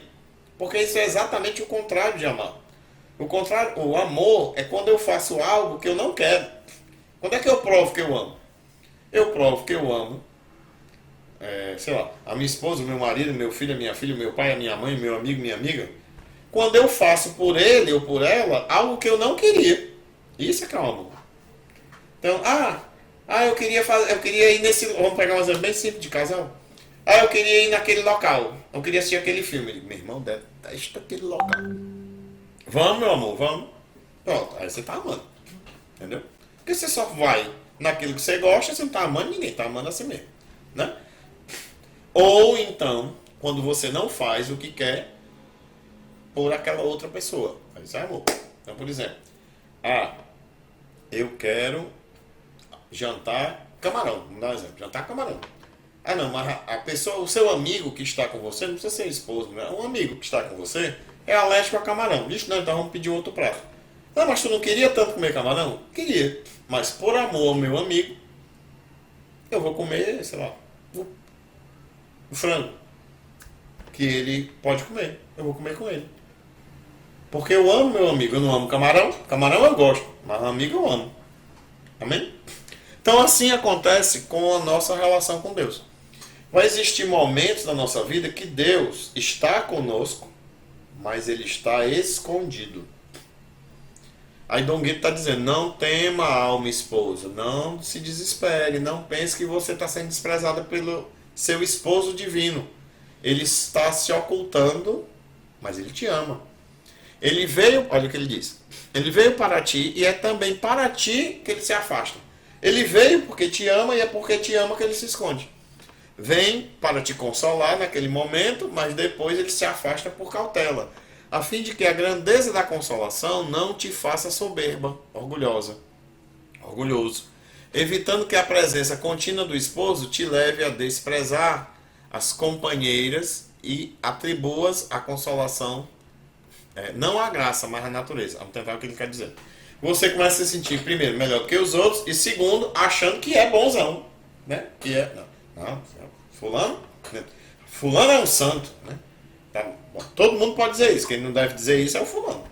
Eu sou um santo. Ixi, pronto, não é mais. Tá certo? Mas assim, não é só da boca pra fora. É reconhecer que não é, né? Vamos fazer uma disputa aqui de quem é pior. Pronto, ganhei. Acabou já a disputa aí, porque eu sou o pior de todo mundo. Pronto. É essa aí. Essa é a minha natureza. A minha natureza é ruim. Se Deus me dá algum agrado, é por pura misericórdia de Deus, porque merecimento eu não tenho nenhum. Não tenho a menor dúvida. Né? Então, e é assim que Deus vai nos formando. Esta graça, a graça do afastamento. Perdão, não é do afastamento, porque Deus está junto. A graça do. Vou usar essa palavra, tá? A graça do escondimento, tá certo? O esposo a concede quando quer e a quem quer, né? E não possui como direito hereditário. Ou seja, tanto a consolação quanto o escondimento, né? Digamos, o ocultamento, para usar a palavra correta, o ocultamento são dons que Deus dá. E como diz São Paulo, tudo concorre para o bem de quem ama Deus. E Deus só vai dar coisas boas, já disse Jesus, né? Deus só dá as coisas boas. E como ensina Santo Agostinho, mesmo que algo nos pareça um mal, Deus não permitiria um mal, ou algo que nos pareça um mal, se dele não pudesse tirar algo muito melhor. É conhecido, assim, interessante esse provérbio, que eu não conhecia, foi por isso que eu coloquei aí. Deve ser do tempo do Dom Guido, né? É conhecido o provérbio que diz que a familiaridade excessiva gera o desprezo. Mas faz sentido, né? Às vezes você quer ver um exemplo? Às vezes, isso aí é uma coisa que a gente tem que tomar cuidado. Às vezes tem gente, nós principalmente que servimos na igreja, né? Você está tão acostumado a servir, está tão familiarizado a servir, que começa a se descolar da grandeza, do mistério, da gratitude, né? Do dom que é aquele serviço. Você está tão acostumado a servir, você serve tanto, quem se acostumou e parece, é como pegar um ônibus, é como no supermercado. Né? Deus nos livre, né? Deus nos livre. Eu estou usando a palavra você, mas né, vocês entendem, né? De forma retórica. Deus nos livre. Deus nos livre, nos acostumarmos em servir a Deus. É o cúmulo, né? Sempre o servir a Deus é para ser um encantamento, né? Quem sou eu para servir a Deus? E ainda assim Deus me chamou. Olha só quantos bons Deus tem. E ele olhou para este ruim e convidou para servi-lo. Né? Olha quanta gente boa. Olha, assim, se eu for olhar aqui na tela do computador, olha quanta gente boa eu vejo. Né? E mesmo assim Deus olhou para este ruim e permitiu ficar junto dos bons e servi-lo. Isso é um mistério. Para mim isso tem que ser um mistério. É um mistério, por exemplo, poder entrar no templo de Deus, né? Eu não vou entrar em detalhes, mas vou só citar uma santa, Santa Maria Egipsíaca, né? Sempre que eu lembro, eu agradeço Santa Maria Egipsíaca pela intercessão dela para que eu esteja na igreja. Eu estou na capela, na igreja, quando eu lembro, eu agradeço. Santa Maria Egipsíaca, obrigado por ter intercedido para que eu pudesse entrar na igreja. Porque quem sou eu para estar dentro da igreja? Na igreja que eu digo do templo, né? Quem sou eu? Na igreja, corpo místico piorou, mas dentro do templo. Quem sou eu para estar dentro do templo? Aí eu agradeço a ela pela intercessão, tem uma história na vida dela relacionada a isso. É por isso que eu agradeço. Então aí continuando com o Dom Guido, né? Ele se afasta, Nosso Senhor vai se afastar para não ser, olha como é engraçado, para não ser desprezado, né? Porque se ele está todo o tempo coladinho me dando consolações, como eu sou ruim, né? Aí ele vai acabar sendo desprezado. Eu vou amar as consolações e não o Deus das consolações, né? Então o Senhor se afasta, vocês já ouviram aquela expressão, né? Essa semana alguém me disse, não sei porquê, mas eu ouvi alguém dizer essa expressão. A gente só dá valor quando perde, né? Não tem? O pessoal diz isso, né? É mais ou menos isso, né? Quando Nosso Senhor vê que eu estou começando a gostar mais da consolação do que do Deus da consolação, aí ele dá uma afastada para eu me arrumar aqui e ver que, epa, ai, como é bom, estou sentindo falta do Nosso Senhor, que é o bom, né? E aí sim faz sentido voltar, né?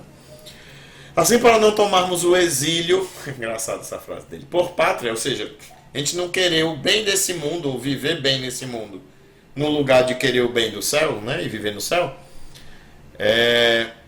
o esposo vem de tempo em tempo, ou seja, vem, sai, ora trazendo consolação, ora substituindo a consolação pelo leito de doente, né? O Guido comentando. Mas acautela-te, ó esposa. Quando o esposo se ausenta, não vá para você para longe. Ele só se escondeu, mas ele está lá. Se você não está vendo o esposo, não está, como diz o pessoal, sentindo, não estou sentindo nada. Como não estou sentindo, ele continua lhe vendo, né? Então, respeite, tenha amor a Deus, mesmo quando ele se esconde. Aliás, aí é uma grande graça. Amar a Deus quando ele faz tudo que você quer é fácil. Amar a Deus quando não está do jeito que você quer, aí é que é o amor. Essa é a oportunidade para amar, né? Então vamos rezar com São João para encerrar esse trecho e pegar só o último, rapidinho, né? Porque eu estou exagerando aqui com vocês. Ó Deus, que pelo apóstolo São João nos revelastes os mistérios do vosso Filho, tornai-nos capazes de conhecer e amar o que ele nos ensinou de modo incomparável. Por nosso Senhor Jesus Cristo, vosso Filho, na unidade do Espírito Santo. Amém. Como a leitura orante é uma oração que demanda tempo, né? Você vai perceber que você vai passar meia hora, uma hora e meia, talvez 2 horas, e nem sempre dá para fazer isso. Existe uma oração a partir da Bíblia, que não necessariamente precisa ser a partir da Bíblia, mas existe uma forma de oração que a gente pode colocar na nossa vida de oração, que também pode se conectar com a Bíblia, que é muito interessante, ela é curtinha. E aí é bacana, porque ao longo do dia, qualquer momento que você lembrar, você reza. Lembrar? Você reza. É uma maravilha, eu acho, né? Pelo menos. Que também vem dos monges. Vem dos monges mais orientais e dos padres do deserto, que aqui eu não vou entrar em detalhes mais do que é padre do deserto, porque está muito tarde. Mas vamos lá. Se chama oração monológica, tá certo? Monológica, mono, né? Quer dizer um, né? E logos, a gente já viu, é palavra, a lógica vem de logos, né? Palavra, verbo, etc. Então, é como se fosse de uma só palavra, só para entender, mas não é exatamente uma palavra só, mas é nesse sentido, tá? Curtinha, digamos, né? E ela tem uma preocupação, aliás, perdão, ela é para quem deseja, não chamar de preocupação não, deseja estar permanentemente na presença de Deus. Mesmo quando eu estou trabalhando, quando eu estou lavando a louça, quando eu estou dirigindo o carro, quando eu estou resolvendo alguma coisa que não mexa demais com o intelecto, porque senão desvia, mas quando eu volto a algo que libera meu intelecto, aí eu posso orar de novo, tá certo? E aí ela funciona com orações simples e ejaculatórias, né? E ela adota, digamos assim, ela usa o domínio é uma forma exagerada de dizer, né? Bonita até. Ela usa a respiração em si para tentar nos conduzir a um clima de oração, né? Para podermos, mesmo nos afazeres do dia a dia, conseguirmos nos meio que desconectar um pouco e entrar rapidinho no clima de oração, orar, se for o caso, volta e ora de novo, etc. Tá certo? Então, eu vou exemplificar aqui, você pode exercitar se quiser, tá? Como é que funciona. Por exemplo, exemplos desse tipo de oração seria assim, por exemplo, oração em nome de Jesus, né? Então eu tenho Jesus Salvador, Jesus salva, Jesus cura, Jesus liberta. Então, por exemplo, eu estou aqui fazendo um trabalho e tal, dei uma paradinha porque eu estou esperando alguma coisa. Estou numa fila, parei por algum motivo aí, liberei minha mente do que eu estava fazendo, tá certo? Aí eu posso rapidinho entrar em oração assim, ó. Jesus salva, Jesus salva. Eu não preciso nem falar. Aliás, eu, inclusive, assim, na verdade não precisa falar. Eu estou falando só para vocês ouvirem. Mas seria só com a mente, tá certo? Eu respiro pensando o nome de Jesus. Aí eu expiro pensando em salva, cura, liberta, ajuda fulano, né? Então vamos lá fazer um exemplo. Me permita escolher alguém aqui, por exemplo, Dona Tilinha, né? Então assim, aí eu pensei, aí eu vou falar, tá? Jesus abençoa a Dona Tilinha. Jesus abençoa a casa do Tarcísio. Jesus cura fulano. Jesus cura, sei lá, tô com um problema no braço, cura o meu braço, tá certo? Então eu entro em uma oração usando a respiração, não preciso falar, na verdade falar até atrapalha, mas de repente no começo pode ser que você prefira falando, pode falar baixinho, né, também, não precisa gritar para todo mundo ouvir, né? E quando tiver acostumado nem fala, né? Então a sua, olha como é lindo, você respira em oração, respira em oração. Eu soube de uma história de um sacerdote que foi fazer uma cirurgia. Não sei quem é o sacerdote. O padre Paulo Ricardo foi que contou essa história. Que esse sacerdote foi fazer uma cirurgia, aí deram uma anestesia. Aí o homem dormiu. Aí ele começou a falar dormindo. Jesus, Maria. Jesus, Maria. O homem era tão acostumado a rezar enquanto respirava que ele dormiu, começou a falar, começou a rezar, né? De tanta oração, de vida de oração que o homem tem. E aí você pode fazer várias coisas, por exemplo, Kyrie eleison, né? Senhor, tem de piedade, né? Kyrie eleison. Senhor, piedade. Senhor, misericórdia. Senhor, tem pena de nós. Você pode fazer com o nome de Jesus Maria. Eu gosto muito. Jesus Maria. Tem. Sim. Eu não vou dar exemplos meus, porque nenhum exemplo meu né, não é de se seguir, mas de manhã cedo, normalmente quando eu me acordo, né, ou em algum momento da manhã, se eu tiver esquecido quando eu me acordei, eu quero agradecer a Deus por tudo que Ele fez na minha vida e me manteve ainda vivo, né? Eu fico assim, mas depois de tudo de errado que eu fiz, Deus ainda me mantém vivo, né? Então assim, tudo que Ele fez na minha vida ainda me mantém vivo. E pedir perdão por tudo que eu fiz na minha vida que foi de desagrado a Ele, né? Então assim, Senhor, obrigado por tudo que Tu fez e me perdoa por tudo que eu fiz. Aí não precisa dizer isso tudo, né? Basta obrigado, perdão. Obrigado, perdão.